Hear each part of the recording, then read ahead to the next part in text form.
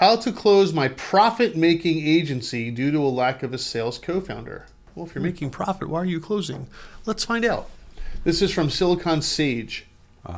I'm a technical founder and love building tech. I started my first project when I was 18 for my college dorm. That project got selected to some of the best tech universities and got mentoring and networking from there. But I had no money, so I decided to start my tech agency to make money and use it to build that startup. Fast forward to now. I have a 3-agency tech marketing and pitch deck. We have done some amazing work on all these agencies and built an amazing team. But the agency was consuming a lot of my time, especially finding clients and converting sales. I was managing sales, operations, and tech all at once. Well, that's what you do when you're a business owner. Even though the tech and operation was in autopilot mode, sales was something I had to actively look after and was thus consuming a lot of time. I did find a sales co-founder, but he turned out to be a complete jerk and ran away with the money after the first sale. Somehow not surprising. Nope. Now I'm thinking of focusing on building my tech software as a service platform, but at the same time don't want to abandon my agency as I have some great portfolio work and a really good team, which is sadly not able to do much anymore because I'm too busy to bring in any sales. I'm really confused on what to do and looking for guidance. Okay. So, number one, if you have a portfolio and you're making some money, when he says profit, I'm assuming he means he's actually making profit, not for profit versus non-profit. So I'm going to assume he's making profit. Yeah, why close that down? I mean, okay, you can't bring in sales, so convert your SaaS platform over to it then. Do it under that agency. Or hire a sales guy. Well, he did. He ran away with the money. Well, he tried to bring in hire another sales guy. Yeah, exactly. Yeah, no, he brought in a co-founder. Yeah. That co-founder obviously had access to the checkbook. You know, you got to be real careful with who you bring in. Yeah, I would never give you access to my checkbook. I wouldn't trust you with a 10-foot pole. I buddy. don't give me access to my checkbook. That's how bad it is. No, seriously. You and I have a very good relationship. We've been friends for a while. Oh, yeah. It would have to be something like that for me to bring a person in as a co-founder. Right, you can't just bring somebody in off the street. It's got to be someone you know and trust, and very, very well, especially when you already have an established business. And you got to set up where it becomes something you earn, not something you get. Right. Like hit milestones, for example. Yeah, buy into it sometimes. You bring in $250,000 worth of sales, you get a lower commission on your first few sales, and in turn you get a piece of the action, so to speak, right? But I mean, he's talking about every startup's problem. Is when do I say I need to bring someone in, and then how do you find the right person? Correct. Like that is, and it's the same thing. Like it's anything in life. If you want someone to mow your lawn, you can hire a company, and you realize they've been mowing it for a month, and you hate how it looks, and you can't explain why. Something's off. So you hire another company. Now all of a sudden it looks better. Yeah. Right. And you may not be able to explain why. You don't need to sometimes. Correct. You just know it's not working. And that's my philosophy on hiring and keeping people. Like, if it's just working, great. If that means that person is doing their job and they're not doing anything more or less. Right. You know when someone's doing less, but the ones that are doing more, those are the ones you got to keep. Those you figure out ways. But yeah, it's a trial and error. Obviously, he needs to get better at hiring. Well, that's the thing, though. It doesn't seem like he hired anyone. It seems like he brought in a partner, and the partner, screwed him over, which is, again, that happens, unfortunately, quite often. So shift from the partner mindset to the employee mindset and bring someone in, as you said, as a sales manager, someone who's going to be a W-2 employee that, you pay a salary to. Maybe they'll get commission and stuff like that. They probably should, right? But they're not owner in the business. They don't have access to running off with the money. Make them sign a non-compete, non-solicitation agreement, those kinds of things. And and then you run the business that way. Yeah, I mean, the reason business owners, startups, the reason we hire people is to buy our time back. Right. Like ultimately, that's what we're doing. Because when you start a business, it is pretty much all consuming, and that's what every hour is spent doing. Yep. When you get to a point where you can hire someone, you get your time back. Now you go, what's the best use of my time at this point? Right. And that's what it seems like he's complaining about is right now all of his time is spent on sales. Well, buy that time back. Right. And Got a then salesperson. and then go focus on your SaaS. Yeah. Right. Like this is Yeah. I mean, and entrepreneurship 101. Right. And the saying is, after you grow your business, because when you first start out, you're working in your business, you're building it up, and then eventually you hire people to do that stuff for you so you can work on your business and build the business. Yep. And it seems like you're at that point now where he should be working on his business. If he's making money, he's got a great product that's about to come out, work on your business and hire people to do the other stuff for you. And I mean, it may mean that your profits go down temporarily. Sure. But you're getting your time back so you can focus on other projects and you can focus on building. Take a step backwards to go 3 steps forward. Yeah. That's business, right? Yeah. So that's Silicon Sage. That's how you do it. You're going to need someone that's. It's going to take time to find the right person, right? You might go through 3 or 4 people before you find the right person, but you will find them eventually. Oh, yeah. It's going to take trust. You got to trust these people, but you back it up with contracts. Contracts are a good deterrent for people to not do certain things. And when you find true salespeople, there is no better pay structure than a commission structure. Oh, sure. Because if you don't cap what they can make, they get really hungry really fast. The good guys, the good sales guys, oh, hell yeah. So, all right. So let's talk about that, right? So my aunt is she's been in sales her whole life. And I had this conversation with her once and she really didn't give me a good answer. Okay. Okay. So I've never been in sales. I can't sell anything. I've never been able to sell. Right. But meaning that if I don't know you, I have a hard time getting in front of you and selling you something. Okay. No matter how much I believe in the product. But if I know you, no problem. We can talk and I can explain everything to you and you'll probably buy from me. Okay. But it's the cold calling that just never worked out for me. Mm-hmm. So I know there are people that are brilliant at it. Not me. Anyway, my question always was, why is, and I understand commission, I do, but why is it that, let's say you're a sales guy and I'm the developer, right? I'm the software guy. Why is it that you should go and earn commission for selling it, but I shouldn't earn commission for making it? So Mary Kay said it best. Okay. Nothing. Buy my face cream. Well, pretty much she said nothing happens until somebody sells something. Right. Right? Which means that if you don't have someone to sell something, there is nothing to back it up. There is no company. There is no nothing. Yeah, but there's no product either without me. Correct. The difference is the sales guys are what drive the company forward. The people behind the scenes are the ones simply making the product. But that sounds so like that completely puts what the developer. I'll just use me as a developer.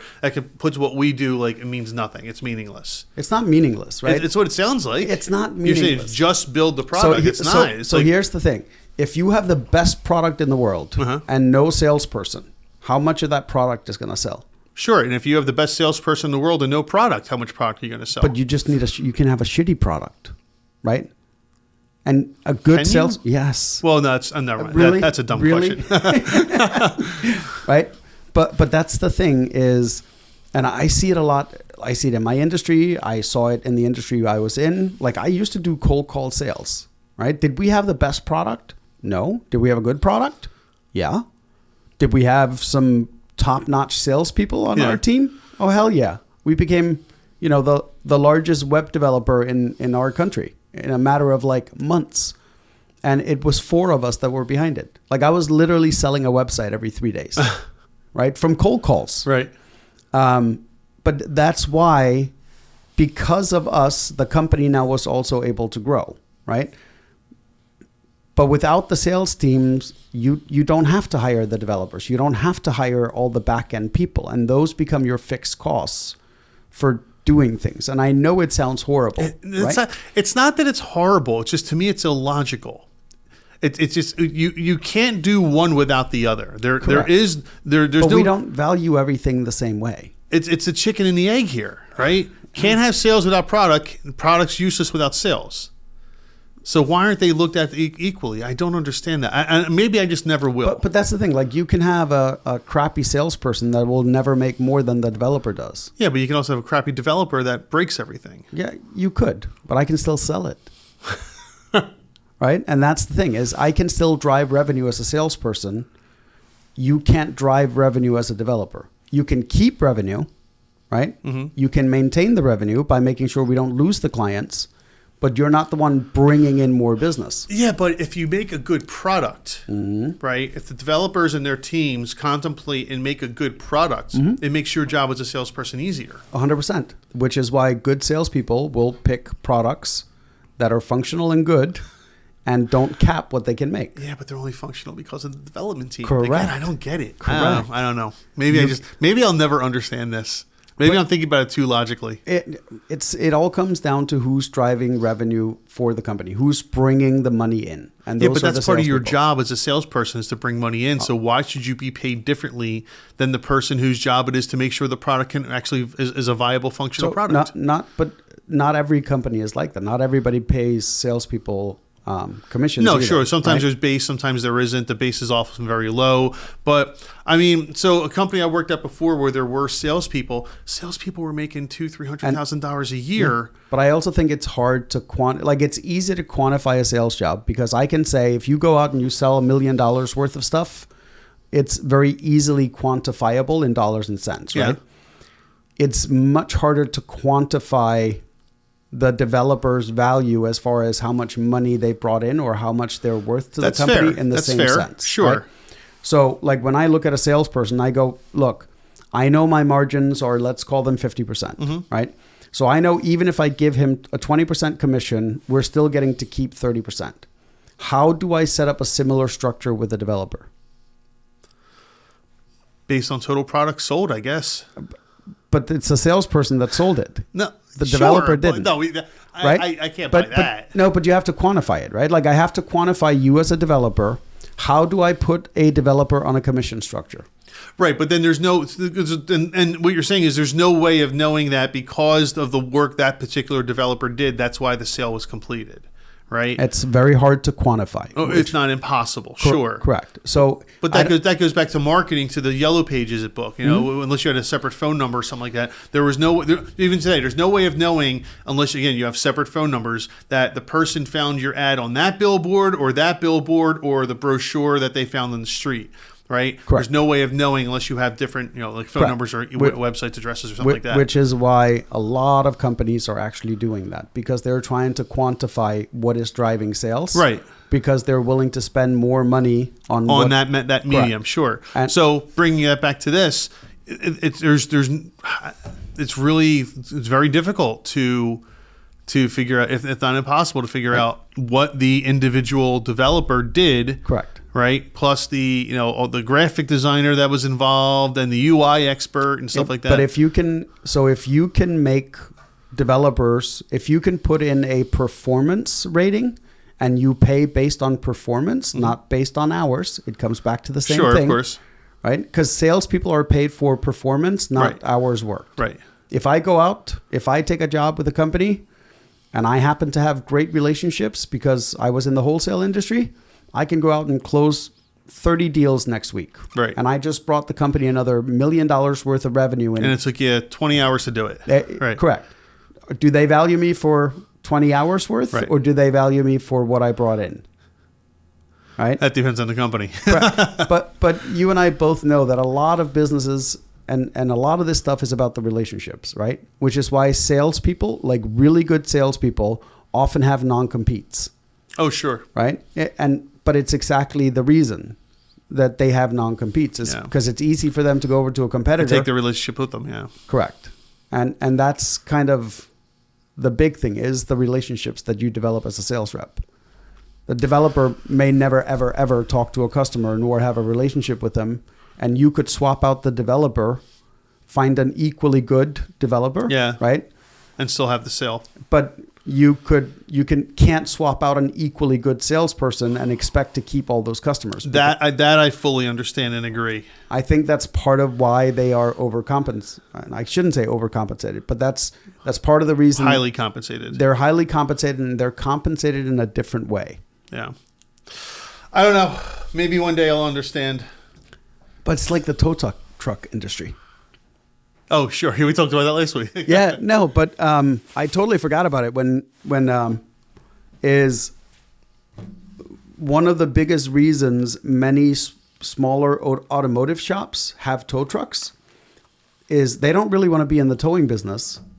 They just know, statistically speaking, if there's an accident or something happens to a car and they tow it back to their shop, they're going to fix it. Yeah. They're going to get the repair. Right. So they're using the tow truck stuff literally as like a lead funnel, which is interesting. Yeah, it's like a loss leader. Sure. It is. Yeah. But they're willing to put more money into the towing because it makes them money on the back end. Right. Which makes sense. Correct. I can understand that. But it's kind of like sales. Is you're willing to give a little bit more on the front end because you know you're going to make it on the back end.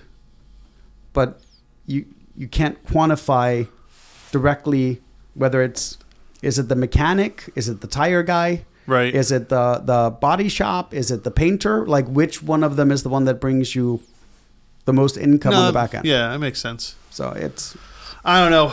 Again, I'll figure it out one day. I'll probably have this conversation 10 more times with other people, and someday it'll click. One day you'll have it with ChatGPT too. The good news is I know it's correct. I just don't know why it's correct. Yeah. No, and we once again, it comes back to the value of time, right? And product or outcome. Yeah. Why is the logo designer that charges you less worth more? Right. Right? Like, that doesn't make sense. You would think the guy that you pay more and delivers quicker would be worth more, but not everybody. Not everybody, yeah, thinks that way. If you found this clip interesting, make sure to go listen to the full podcast. There's lots more content there.